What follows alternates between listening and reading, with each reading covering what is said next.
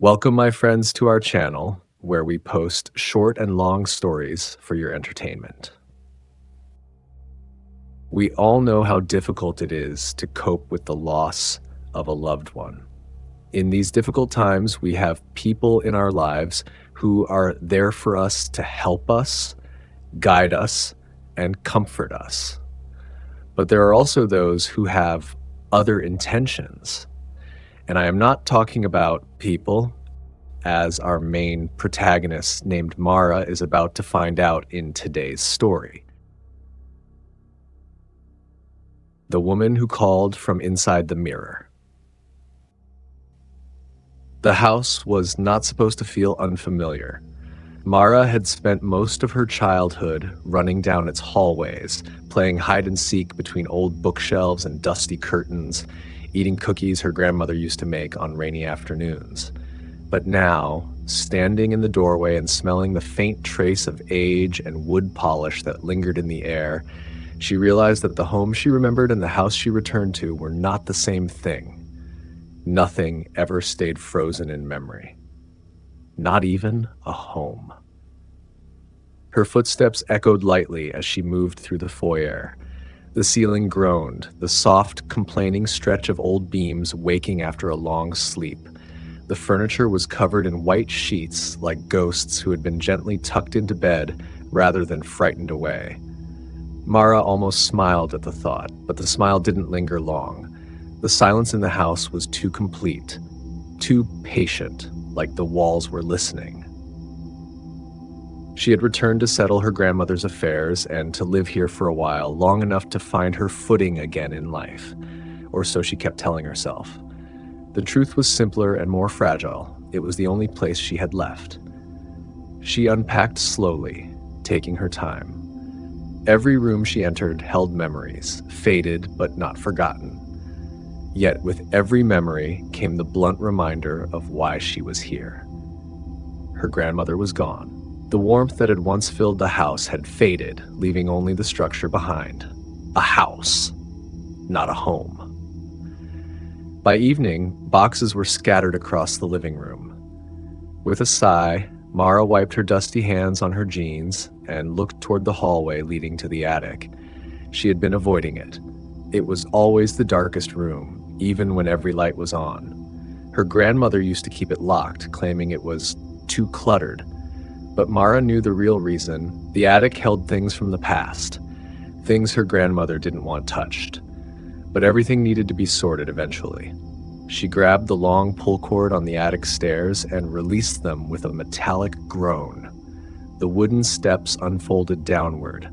A cold draft slid down with them, brushing against her face like the breath of something that had been waiting. She climbed.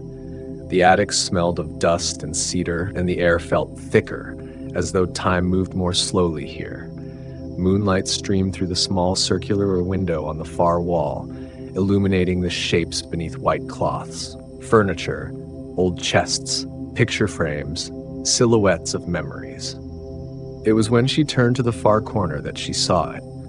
A blanket lay on the floor as though it had fallen off recently, and beside it leaned a tall antique mirror, ornate, gilded in tarnished gold, its frame carved with twisting vines and faces so faint they seemed half erased. Mara didn't remember ever seeing that mirror before. Curious, she approached. The surface was fogged with dust, nearly opaque. She reached out, swiping her palm across the glass, dust smeared, and little by little her own reflection formed beneath it. But something wasn't right. Her reflection was slower.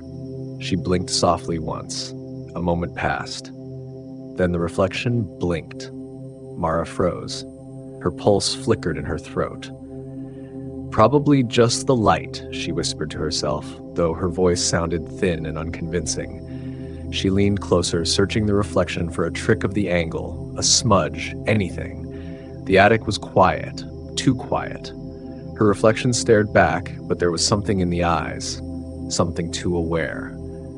The house groaned suddenly, a low wooden exhale. Mara, startled, grabbed the blanket and threw it over the mirror. She backed away quickly, forcing a nervous laugh. She was tired, nothing more. She left the attic, switching off the light, and pulled the stairs closed behind her. The house went quiet again. But under the blanket in the dark attic, something moved, just slightly. The faintest ripple across the mirror's surface, like water disturbed. Something had seen her, and something had blinked back. The first night passed uneventfully. Mara slept with the windows open, letting the wind move through the curtains like they were breathing. For a moment, she found comfort in the rhythm of it. The second night was different. She awoke to stillness, no wind, no house settling, just silence so complete it rang in her ears. She listened, a soft whispering. She sat up slowly. It wasn't quite words, more like breath being shaped into a voice just out of reach. Her mind raced. Was she dreaming? Hallucinating? But the whisper didn't fade. It grew clearer, gathering rhythm. Mara. Her blood turned cold. She looked toward the bedroom doorway. The voice wasn't coming from inside the room. It wasn't coming from downstairs. It was coming from above, the attic. She stood, feet trembling as they touched the cold floor. Her pulse was loud, almost drowning out the whispering. "Help me." Her throat closed. The voice sounded faint, distant, muffled, as though behind glass. She moved through the hallway, each step slow, hesitant. She reached the pull cord hanging from the ceiling. Her hand shook as she grabbed it. She pulled. The attic stairs unfolded with the same groan as before, but this time the sound seemed to stretch longer, deeper, like the house was reluctant to let her up. The whispering continued, not loud, not frantic, soft, patient. "Mara, come closer." She climbed upstairs. The attic door creaked as she opened it. The darkness greeted her like something living. She flipped the switch. The dim bulb flickered on, casting trembling light around the room. The mirror still sat in the corner. The blanket lay around its base, fallen off again. Her breath caught in her chest. She didn't approach.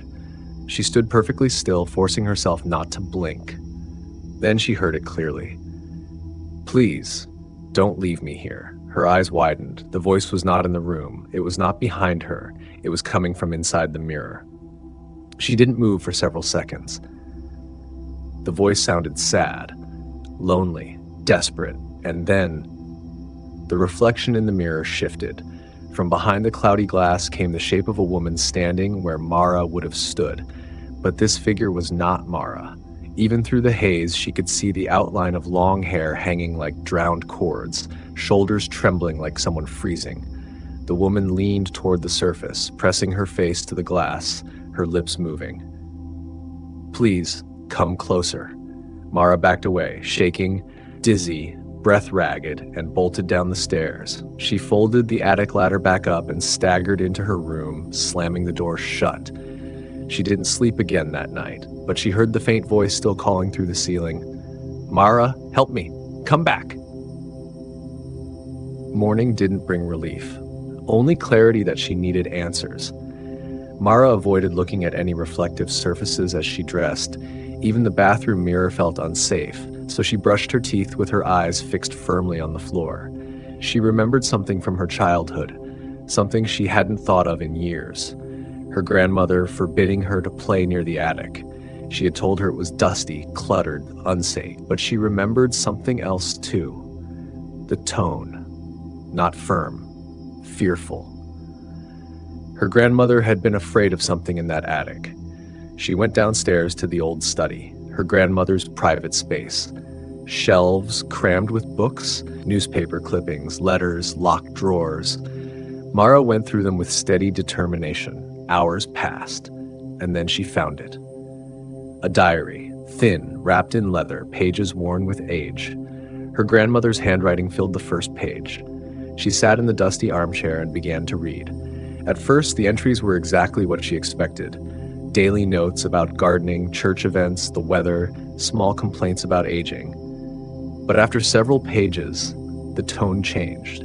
The handwriting trembled, the spacing between lines widened. Open quote, "She spoke again tonight. I heard her through the mirror. She begged. She cried. She knows my name now." Mara felt the air grow heavy around her. She continued reading. She looks like a woman, but she isn't. She watches me when I don't move. She copies me when I do. She wants out. The next entry. She offered me things. She said she could bring back people I miss. She said I only needed to touch the glass. I almost did. The lines following were scratched so deeply the paper nearly tore. She lies. She lies. She lies. I locked the mirror away tonight, but she will call again. She always calls again. And the last page, more of a warning than a record.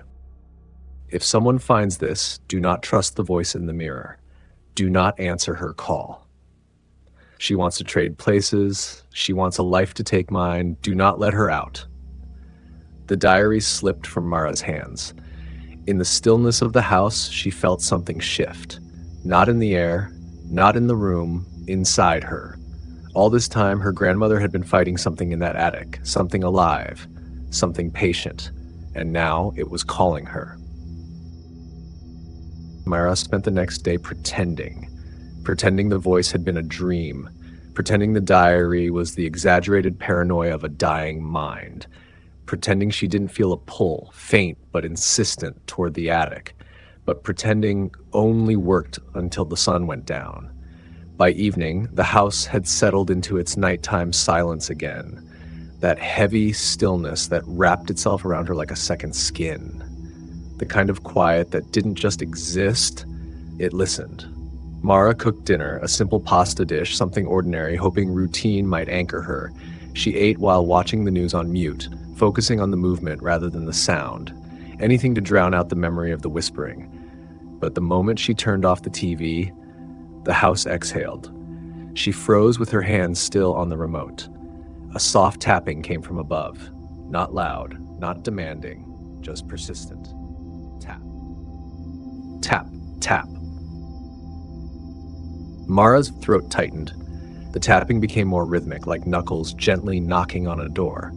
Mara clenched her fists and forced herself to stand. She wasn't going up there. She wasn't answering. And yet, she found herself climbing the stairs. Not because she wanted to, but because something inside her whispered that ignoring it might somehow be worse. She reached the pull cord again. The attic ladder descended with the same metallic groan as always, a sound she was beginning to dread. She climbed slowly this time, not with curiosity, but caution. When she reached the top, she didn't turn on the light right away. She let the moonlight guide her eyes toward the mirror. The blanket was gone once again, and this time the mirror was glowing faintly, a dim, pale radiance leaking from its frame as though the glass wasn't reflecting light, but generating it. Mara swallowed, her voice shaky. "I'm not touching you." The attic stayed quiet for a second. Then, a whisper came directly from the mirror, clear enough that there was no mistaking it now. "You don't need to touch me." Mara staggered backward, hitting her hip against a wooden trunk. Her breath turned cold. The figure in the mirror was not hidden anymore. The fog across the glass had cleared completely. A woman stood behind the reflection, dressed in faded white, her long hair dripping like someone who had been underwater. Her skin was too pale, the silhouette too still, her expression too calm for the situation. "Please," the woman begged softly, her voice trembling without breaking. "I'm not here to hurt you." Her eyes, wide, wet, filled with sorrow, bore into Mara's. They didn't look like the eyes of a monster. They looked human. "Someone trapped me here long ago," the woman whispered. "I don't have a body anymore. I don't have a voice outside the glass. You're the first one who can hear me." Mara stood frozen, torn between fear and instinctive compassion. "What do you want?" Mara whispered. The reflection leaned closer, not an imitation. It moved independently, without matching Mara's movement. "Help," the woman replied. "Only help." Then the scenery inside the mirror shifted, not like a reflection, but like an image changing. The woman vanished. The attic vanished. Instead, Mara saw a small room, a child's bedroom, walls peeling, a single window bolted shut, a little girl curled on the floor, crying silently, rocking herself. No sound came from the memory, only unbearable sorrow. Then the scene disappeared. The drowning woman returned. "Do you see?" she whispered. "I'm not your enemy." Mara shook her head in disbelief. I don't know what to believe." "You can ask me anything," the woman said gently. "I will tell you the truth. I have no reason to lie." Mara stepped back until her shoulders pressed against the wall. Her voice came out barely audible. "What's your name?" The woman froze. Her face didn't change expression, but something changed behind the eyes. The sadness remained, but darker threads of emotion now ran beneath it. "My name isn't important," she said softly. "Names only distract from what matters." Mara's instincts rang like alarm bells. Something was wrong. The woman noticed her fear and softened her tone, her voice almost soothing. "You don't have to trust me yet," she whispered. "Just don't turn away from me. I've been alone so long, too long." Mara couldn't reply. She backed down the stairs slowly, not turning her back to the mirror until she reached the bottom. She didn't look up again after pulling the attic stairs closed. But long after she returned to bed, long after exhaustion overcame fear, she heard one last whisper slip through the ceiling.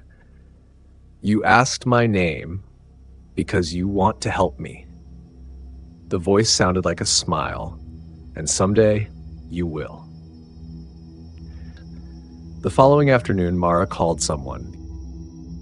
It was her good friend Eli, the only person she trusted enough to tell anything even remotely close to what was happening. Eli arrived before sunset. They had been friends since college. Eli was steady in a way that made chaos feel less dizzying. He never mocked, never dramatized. If Mara said something was wrong, he believed her enough to investigate first, judge second. They sat in the living room while she retold everything. The whispering, the diary, the glowing mirror, the woman inside it. She didn't exaggerate and didn't leave anything out, even the parts that made her sound unstable. Eli listened the entire time without interrupting. When she finished, he only said one thing: "Let me see it." Mara hesitated but led him upstairs. She expected the attic door to feel colder, but the wood was warm under her hand, almost like it had grown comfortable with being opened again. They went upstairs. The mirror stood uncovered. The attic light flickered, and for a split second, Eli's shape in the mirror lagged behind his real movements, the same way Mara's had done. "Whoa, that's..." Eli took a step closer instinctively. "That's not normal." "Don't," Mara warned. "She'll talk to you." He opened his mouth to ask who she meant, and then he heard it. "Eli." The voice was soft, drifting, unmistakable. Eli froze. His face drained of color. "Who said that?" The voice came again, clearer, sweeter, like someone trying to sound comforting. "Eli, please help us." Eli backed away fast. Nope. I'm not doing audio hallucinations tonight." He grabbed the sheet that lay crumpled on the floor and tried to throw it over the mirror. The moment the fabric touched the glass, it ignited, searing away into smoke and ash, the blanket curling like paper in a flame that had no source. Mara screamed and stumbled backward. Eli fell as well, staring wide-eyed at the charred scraps left on the floorboards. "What the hell was that?" he gasped. Before Mara could answer, the mirror spoke again, not pleading now, but irritated. "You shouldn't have covered me." The attic bulb flickered more violently. The floorboards buzzed under their feet, like something humming through the structure of the house itself. Eli grabbed Mara's arm and pulled her toward the stairs. "We're done. I don't care what this is. We're not staying up here." They descended the folding steps, slamming them back up and shutting the attic door. They didn't stop running until they were downstairs. Mara collapsed onto the sofa. Her hands shook uncontrollably. Eli sank into the armchair across from her, breath still uneven. After a long silence, Eli finally spoke. "Okay," he said. "That isn't a ghost. Ghosts don't burn blankets." Mara stared at the floor. "Then what is she?" Eli didn't answer. Not because he didn't want to, but because he didn't know. They slept in the living room that night, or rather, they tried. Mara lay on the couch while Eli took the recliner, a flashlight on the coffee table between them like some kind of ward. Hours passed with no sound at all, no whispering, no tapping, no movement, just silence. But then, sometime deep in the night, Mara heard her name. Not in her head, not in memory, right behind her ear. Mara. She jerked upright and spun around, but the room was empty. Eli was asleep across from her. She started to wake him, but then she froze. She heard the voice again. It wasn't coming from the attic. It was coming from the mirror across the room, the small decorative mirror over the fireplace. The woman's silhouette shimmered faintly inside it, but this time there was no attic in the background, no fog, no glow. Just darkness, like she was floating in endless void. "You should never have left me alone," the woman whispered. Mara stumbled back, knocking over a lamp. Eli woke in panic, but by the time he scrambled toward her, the mirror was normal again. Only Mara had seen the reflection. Eli steadied her shoulders. "You're not safe here." Mara didn't argue. Deep down, she already knew. They left the house the next morning. Not permanently, but long enough to breathe, think, and plan. They sat in a cafe with their coffees untouched. Mara watched the street outside the window while Eli scoured his phone for anything that could help. "If your grandmother wasn't the only one who dealt with that mirror," Eli said, "someone else must have encountered something similar." Mara nodded, though she already sensed where this was going. Reports, rumors, unsolved tragedies. It didn't take long. Eli found an article, an old digital archive from the local newspaper, dated nearly 40 years ago. A teenage girl had gone missing in that very same house. They didn't find a body, no evidence of kidnapping, no signs of escape. Eli scrolled. She told her parents she could hear someone calling through her reflection. They thought she was mentally ill. His voice was low, careful, like he was trying not to break something fragile. "She disappeared in front of her mother," he continued. The article says her mother claimed she walked toward the hallway mirror, touched it, and vanished. Mara's breath hitched. Another article. A man, decades later, reported voices and reflections before he disappeared from his apartment. Only his clothes remained on the floor near the mirror. Another case, a woman. She told her brother she could see someone trapped inside the glass. She disappeared 3 days later. Mara swallowed hard. These are decades apart. That's too long for one spirit. "Unless it's not a spirit," Eli answered. "It's something that doesn't age, something that needs a person to get out." Mara stared at him, her voice trembling. "You think she trades places?" Eli didn't respond. He didn't need to. Mara took the phone and zoomed in on an interview with one of the victim's surviving relatives. The quote chilled her. "Before she vanished, my sister said the voice inside the mirror sounded just like someone drowning, begging for help, but the moment she asked for the voice's name, she got scared. She said the eyes changed." The eyes. The moment Mara had asked the woman for her name, something shifted in those eyes. Eli took the phone back gently. "We need to figure out what it is, how to stop it." "Do you think it can be stopped?" Eli hesitated. "I think everything has rules, even the bad things." The wind pressed against the window of the cafe, making a soft humming sound like air moving between teeth. It reminded Mara of the whispering from the mirror. She stared at her reflection in the window. For a moment, she thought she saw the reflection smile, but she blinked and it was only her. "Let's go home," Mara said finally. Eli's head snapped up. "Home? Are you kidding?" "We have to understand it," she replied quietly. "Running won't stop it." The words sounded brave, but they were spoken by someone who already felt hunted. The mirror woman hadn't tried to break out by force. She didn't threaten. She didn't attack. She waited. She asked. She begged. She promised. She was patient, infinitely patient, like someone who had all of eternity to wait for the right person to answer. Mara and Eli returned to the house before sunset. The air inside felt still, expectant. Mara didn't look toward the attic door, but she didn't have to. She already knew the mirror was awake. and waiting. The bargain night fell softly, like a slow curtain drawing over the house. Mara sat on the living room floor across from the fireplace, knees pulled close, staring into the flames rather than the mirror above it. Eli sat nearby at the dining table with his laptop open, though he hadn't typed anything in nearly 15 minutes. The room was so quiet it felt suspended in time. Eventually, Eli spoke. "We need a plan. We can't just wait for it to happen again." Mara didn't respond. She was listening, not to Eli, but to the subtle ringing silence around them. The house didn't feel hostile tonight. It felt expectant, like someone sitting on the other side of a door, waiting for it to open. Then, very faintly, "Mara?" The voice was soft, like someone saying a prayer into a pillow. Eli froze and turned toward her. "You heard that too?" Mara whispered. He nodded. The mirror over the fireplace darkened. The reflection of the room faded away until only a black surface remained, like endless deep water.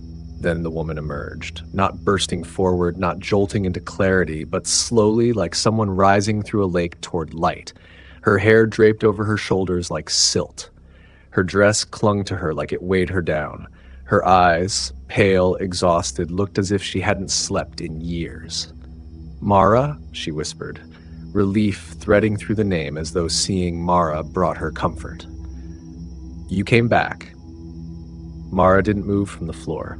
Eli stood near her like a guard, holding himself ready but unsure of what to defend against. The woman in the mirror looked at Eli. Her expression tightened in hurt rather than anger. "I'm not trying to frighten you. I don't want harm. I only want to be heard." Her voice trembled, quiet, vulnerable, brittle around the edges. "Please, I'm not what you think I am." But Eli stepped closer, interjecting, "What do you want from her?" The woman flinched at the harshness in his voice. "I only want a chance to live again, to be free. Isn't that what everyone wants?" Her gaze returned to Mara. "I've been trapped here longer than you can imagine. I don't know the last time someone spoke my name to me. I don't remember the feeling of wind or warmth or touch." Tears welled in her eyes, but the tears didn't fall. They simply sat there, frozen, like a memory of emotion rather than real emotion. "I'm so tired," she breathed. "I'm not your enemy." Mara swallowed hard. "Then why do people disappear?" Pain flashed across the woman's face. Real pain, raw enough to unsettle. "Because they tried to hurt me." Her voice shook, not with anger, but with shame. "They didn't ask. They didn't speak to me. They broke the mirrors. They dragged the frames away. They tried to destroy me." She lowered her head, "And I had to defend myself." Eli scoffed under his breath. Disbelief or disgust, Mara couldn't tell.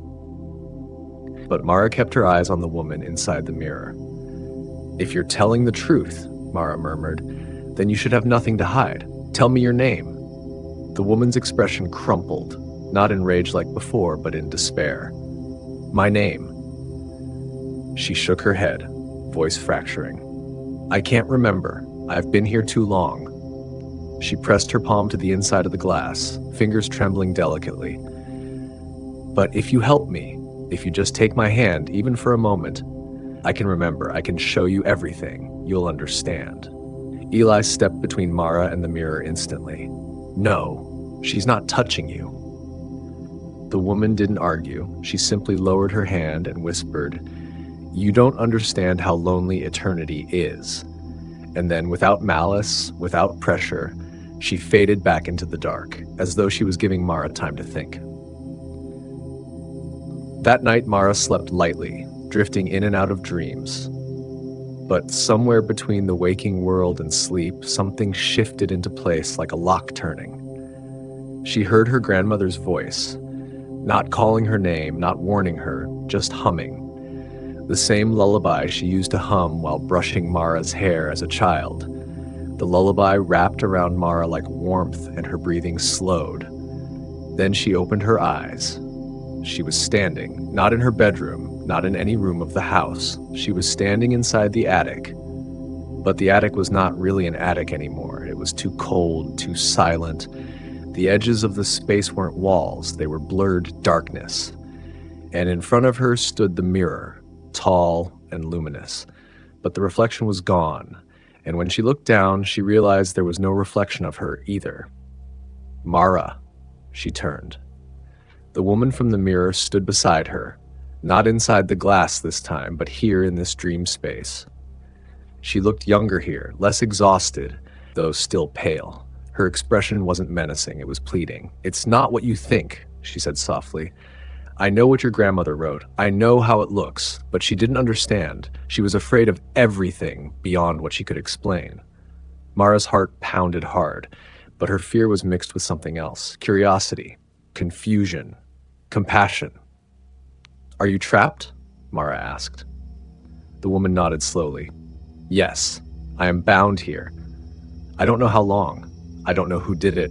No, I don't even remember who I was before the glass became my prison." Her voice shivered, defeated rather than dramatic. "Do you think I wanted to be this?" Mara considered her quietly.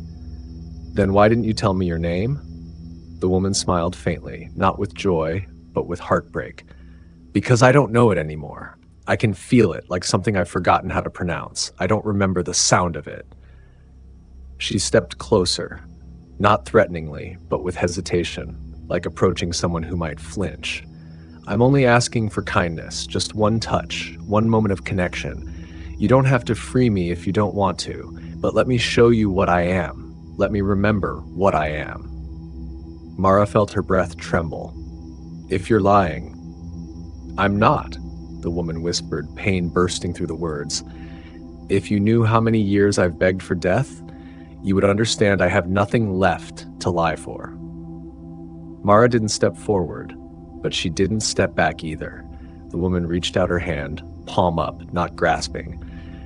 "You're not alone in your sadness. You miss someone too. I can see it in you. Let me show you what I've seen. Let me show you why I deserve a second chance."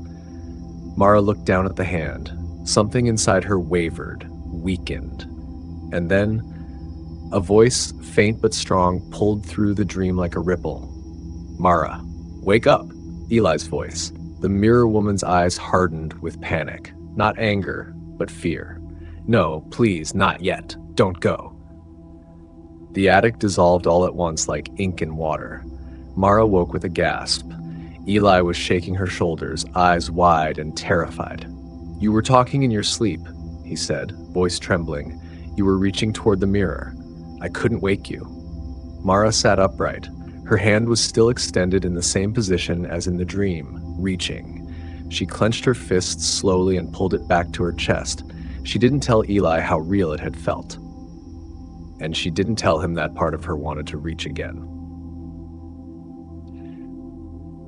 The next morning, Eli made a call. Mara didn't know who he dialed, only that he spoke quietly, firmly, with an urgency she hadn't heard from him before. By late afternoon, someone arrived, a woman in her late 50s, scholarly, sharp-eyed, carrying notebooks instead of sympathy. Her name was Dr. Rowan, an expert in folklore and paranormal history. Eli introduced her, and Dr. Rowan got straight to the point. "You believe something intelligent exists in your mirror," she said calmly while unpacking her notes. "I'm not here to mock you. I've seen things that are beyond explanation, so I need you to tell me everything." Mara recounted all of it, from the first blink to the dream in the mirror world. Dr. Rowan listened with unnerving stillness. When Mara finished, she didn't hesitate. "What you're describing matches legends of reflection spirits. Entities bound to mirrors instead of Earth, trapped outside the natural life cycle. Some legends call them souls who lost their bodies. Others call them something older." Mara swallowed hard. "Is it evil?" Dr. Rowan shook her head once. "Evil is a moral judgment, but dangerous? Yes, always." Eli leaned forward. "What does it want?" "To live again," Dr. Rowan replied simply, "and for it to live, something else must take its place." Mara's stomach dropped. She already knew the answer before she asked. "You mean me?" Dr. Rowan nodded. "You were chosen the moment you looked into the mirror and saw the spirit blink independently. That is how they identify someone susceptible, someone emotionally open, someone grieving, someone who wants connection. Mara went still, grieving, open, searching. She had walked directly into what the spirit needed. "Is there any way to stop it?" Eli asked. "There is only one method I've ever encountered," Dr. Rowan said, opening her notebook to a page filled with scrawled notes. "Stop speaking to the spirit. Never answer it. Never acknowledge it. If it is ignored long enough, its connection weakens." Mara felt her chest hollow out. "And if I've already spoken to it?" Dr. Rowan closed the notebook. "Then there's only one other way." She paused long enough for fear to fill the silence. "You must find its true name. Speak it to the mirror, then shatter the glass before it can trade places with you." Mara's voice turned small. "What happens to the spirit if we do that?" "It becomes trapped in the shards," Dr. Rowan said. "Forever, unable to reach anyone again." Mara didn't reply. The mirror spirit may have been dangerous, but it had also been crying, lonely, begging. Something in Mara recoiled at the thought of condemning anyone to eternal isolation. Dr. Rowan noticed the hesitation. "You're thinking like a human," she said quietly. "Reflection spirits are not human anymore. Whatever they once were is gone. The kindness you see is not kindness, it is strategy." But Mara heard her grandmother's diary in her mind, the fear, the warnings. Then she heard the mirror woman's voice, soft, sad, pleading. She didn't know who to believe. For the first time since this began, Mara wasn't just afraid of the spirit. She was afraid of herself, afraid that she didn't want to destroy the spirit at all. Because what if the mirror woman was telling the truth? What if she really didn't deserve to be trapped? What if she was the only one who understood loneliness the way Mara did? Dr. Rowan stood. "I'm staying the night. This house isn't safe, and neither of you should be left alone." Eli agreed instantly. Mara didn't answer. She stared toward the attic door. Because even with two people beside her, she had never felt more watched. Night fell again, but not in a sudden drop. It slid downward slowly, swallowing light one dim tone at a time. Dr. Rowan sat at the kitchen table with a cup of untouched coffee, notebooks open, reading by lamplight. She wasn't waiting for the spirit to appear. She was waiting for Mara to falter. Mara sat on the couch, knees pulled to her chest, staring at nothing. Eli sat beside her but didn't speak. The house felt fragile, as though sound itself might crack it open. The mirror above the fireplace remained still, motionless, silent, too silent. Dr. Rowan watched it with the corner of her eye. "If she believes you're considering helping her, she'll be patient. She will wait until you're alone, physically or emotionally." Eli leaned forward. "What do you mean emotionally?" Dr. Rowan flipped a page in her notebook. "Grief is the crack where the spirit gets in. Loneliness, guilt, loss. Spirits like this attach to a wound and promise to soothe it." That made Mara's throat tighten. She didn't tell them that the mirror woman had already begun using that wound. She didn't tell them that in the dream, she had heard the lullaby nobody else knew. She didn't tell them that for the first time since her grandmother's death, Mara had felt comfort. Instead, she stared into the dark corner of the room, because she could feel eyes there, watching through a piece of reflection she couldn't see. Hours passed. Eli fell asleep first, sitting upright, head slumped forward. Dr. Rowan stayed awake, but Mara could tell she was getting tired, her focus blurred at the edges. And then, so gently it might have been a breath, "Mara." The voice came from somewhere close, but not from the mirror. Dr. Rowan snapped awake and stood. "Don't answer it." Mara didn't. She held her breath. Then the voice came again. "Mara, I can't stop thinking about her, about your grandmother." Mara's chest stung. She shouldn't respond. She knew she shouldn't, but the spirit had chosen its target well. "She was the last person to speak to me with kindness," the voice continued. "The others saw me as a threat. Your grandmother never did." Dr. Rowan shook her head. She mouthed silently, "Don't engage." The voice softened, almost breaking. You're so much like her. She always came to keep me company when she was sad. And she was sad often, especially the last few years. Mara closed her eyes tightly. She didn't want to picture her grandmother crying in that empty house. She didn't want to imagine her grandmother climbing the stairs seeking comfort from something in a mirror because nobody else was there to comfort her. She never told you that part, did she? The voice whispered. She was lonely, and I was the only one she had left. A tear slid from Mara's left eye, slow, tremoring down her cheek. Dr. Rowan saw it. She moved closer, softly but urgently. Mara, remember, the spirit is not telling you this to help you. It's telling you this to own you. But then the voice, almost wistful, almost ashamed, said, she didn't want me to take her place. She wanted to free me. She tried to find my name for decades. Dr. Rowan froze. Eli woke instantly. The temperature in the room dropped. The voice sharpened, not angry but reverent. Yes, she looked for my name. She spent hours in the library, days in archives. She thought that if she freed me, she could fix everything for the both of us. But she was too late. Her hands were shaking too much near the end. She couldn't turn the pages anymore. The air grew so cold, Mara shivered violently.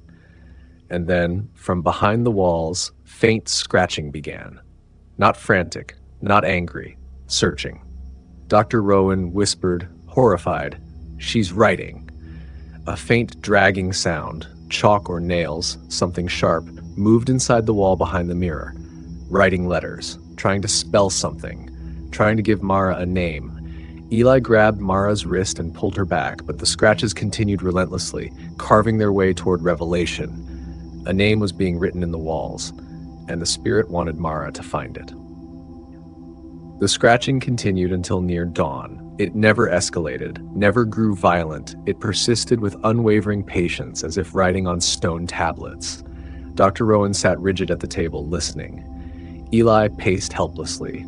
Mara closed her eyes to try to sleep, but every sound, every scrape, every pause felt like a whisper crawling across her thoughts. When the sun finally rose, the sound stopped abruptly. The house was silent. Dr. Rowan waited several minutes before giving instructions. We're going to the attic, but nobody goes near the mirror. Nobody touches the glass. If the writing is visible, say the name out loud. They climbed the stairs together. Dr. Rowan in front, Eli next, Mara close behind. The attic door was partly open. It had not been opened before. Inside, faint morning light cut across the dust. The mirror stood where it always had. Its surface was still and dull. No spirit inside. But the wall behind it, the wallpaper was torn in long vertical strips, and beneath it, carved into the wooden slats, were letters, deep, jagged, illegible at first. Dr. Rowan leaned closer. Don't speak it, she warned them. The three of them read in silence. The letters formed a single word, a single name. Alina.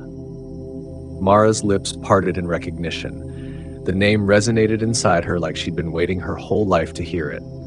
The moment she saw it, she no longer pictured a ghost, a monster, or a threat. She pictured a woman, a real woman, trapped. Mara whispered, before she could stop herself, Alina. Dr. Rowan gasped. Eli grabbed her arm. You can think it, Dr. Rowan said low and fierce, but you must not speak it to the mirror. Hearing her name could strengthen her. The final step is letting her inside you. But Mara wasn't looking at the mirror. She was staring at the name on the wall, not with terror, but with tenderness. Her grandmother had spent years searching for that name. And her grandmother had written it here. No, the spirit had written it, but with her grandmother's memories, her grandmother's connection. It felt like closure, like continuing her grandmother's unfinished work.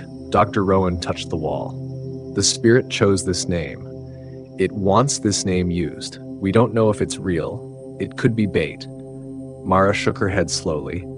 It feels right. And the worst part was, it did. The house creaked softly, like breath settling into lungs. Dr. Rowan stepped back. We have to cover it. Immediately. You're vulnerable now. The spirit knows it. But covering the name didn't make Mara forget it. All day and deep into night, she thought the name again and again. Alina. The mirror woman now had shape, identity, humanity.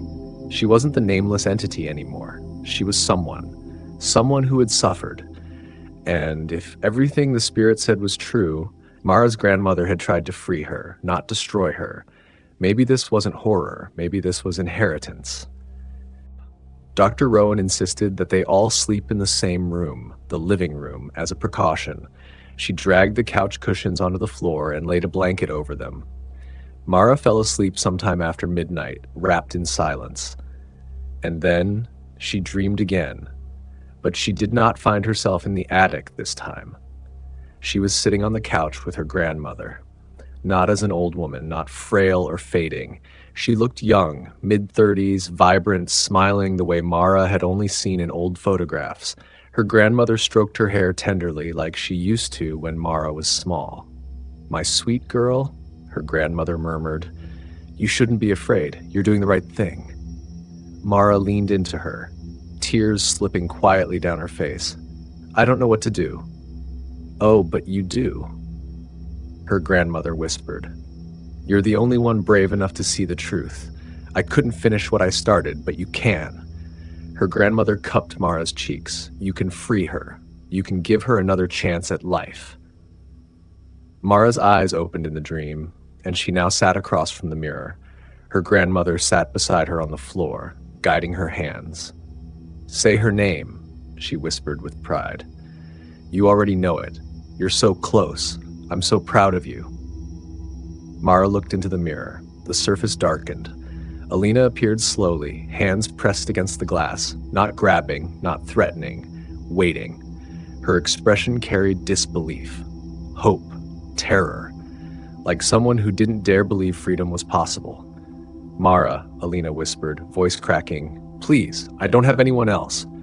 Her grandmother wrapped her arms around Mara's shoulders. "Do it, sweetheart, for both of us." Mara leaned toward the mirror. She parted her lips, and then a hand clamped over her mouth. The dream shattered. Mara woke with Eli on top of her, pinning her arms down, hand over her mouth. "Mara, stop! You were sitting up in your sleep. You were saying her name." Dr. Rowan stood nearby, recording something on a notepad with trembling hands. "You almost completed the swap," she told Mara. "You nearly said the name while touching the mirror. The spirit is manipulating your memory of your grandmother. It's not her. It was never her. It's Alina using what you missed most." Mara blinked, dazed, nauseated, but her heart hurt more than her body because a part of her wanted to go back into the dream. Eli's voice shook. "You're not sleeping alone again? Ever?" Mara nodded weakly, but her eyes drifted toward the mirror. And for the first time, Alina did not appear angry at losing the chance to escape. She appeared patient, almost confident, because she knew now Mara was close. And Mara knew it too. Not because she feared Alina, but because she hadn't felt that loved, that wanted, that understood in months. A cold realization shuddered through her. She didn't need Alina to trick her, tempt her, or force her. She was already halfway willing. The sun rose gray and dull the next morning, as if the world was hesitant to begin the day. Everyone remained in the living room, nobody confident enough to go far from one another. Dr. Rowan brewed coffee in silence while Eli stood guard in that anxious way loved ones do, afraid to blink in case the danger returned and caught him unprepared. Mara sat on the rug in front of the fireplace, staring at the covered mirror. A blanket hung over it now, pinned around the frame, thick enough to block reflections completely.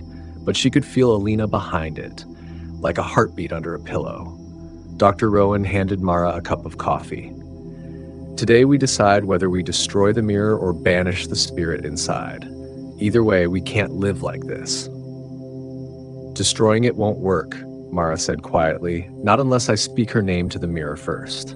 Eli shook his head. "We're not doing the name. That's what she wants." "It's what frees her or imprisons her," Dr. Rowan corrected. "The name is the key. Whether it opens or closes depends on timing." Mara set down the cup. "She's not lying about the name. I can feel it." Eli's jaw locked. "That's exactly what she wants you to think." Mara didn't argue. Not because she agreed, but because she knew words weren't going to change anything. Only one thing mattered now. Alina wasn't going to wait much longer. And she was right.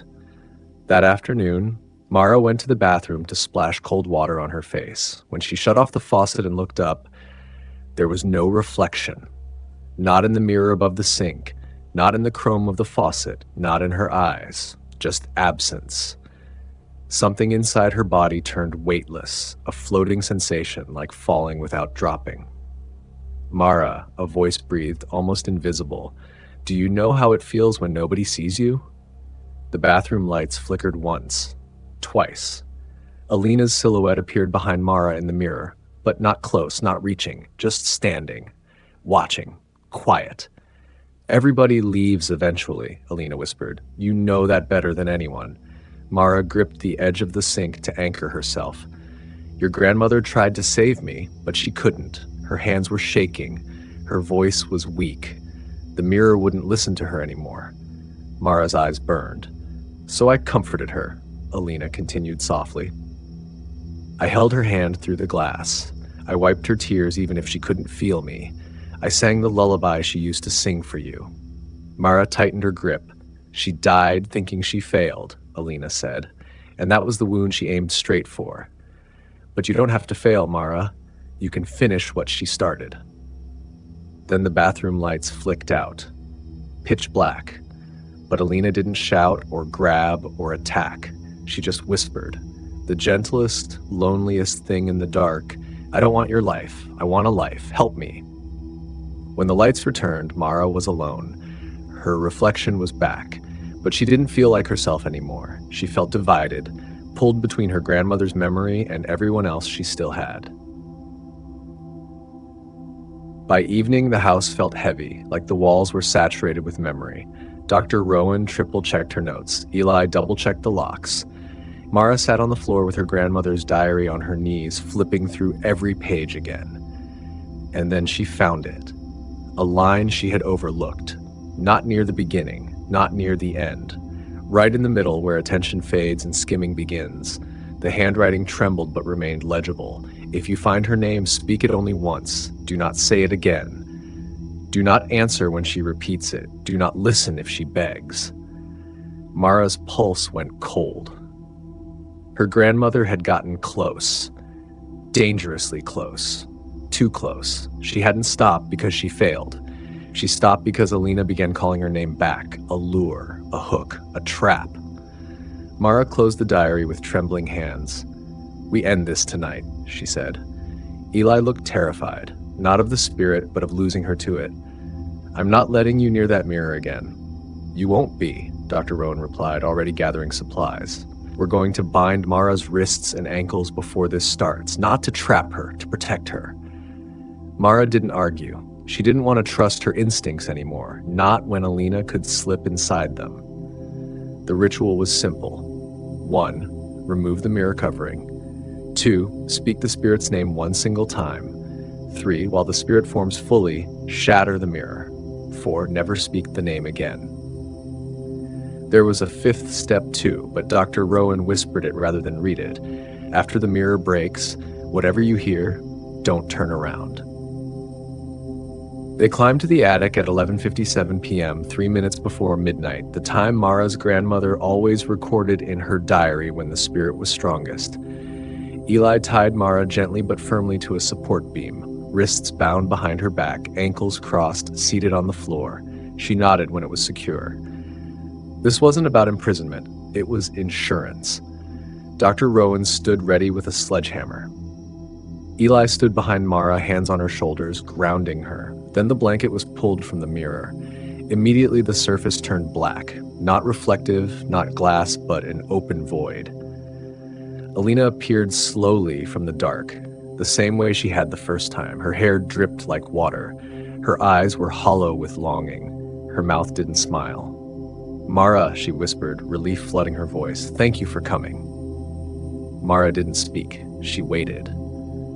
Alina reached toward her, not touching the glass, not knocking, just offering her hand again, fragile and trembling. "Say it," Dr. Rowan instructed, "now." Mara swallowed. Once, only once. Her voice was steady but shaking underneath. Alina. The attic went dead silent. Dr. Rowan raised the hammer, but before she could swing, Alina spoke.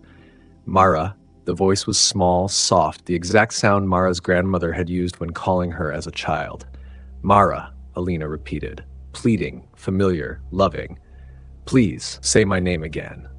The attic temperature dropped sharply. Her reflection rippled like water. Mara, Alina whispered, you're the only one who ever cared for me. Say my name again and I can finally come home. Mara's lips twitched. Instinctive, automatic. Eli pressed his forehead against hers. Don't listen to her. Stay here, with me.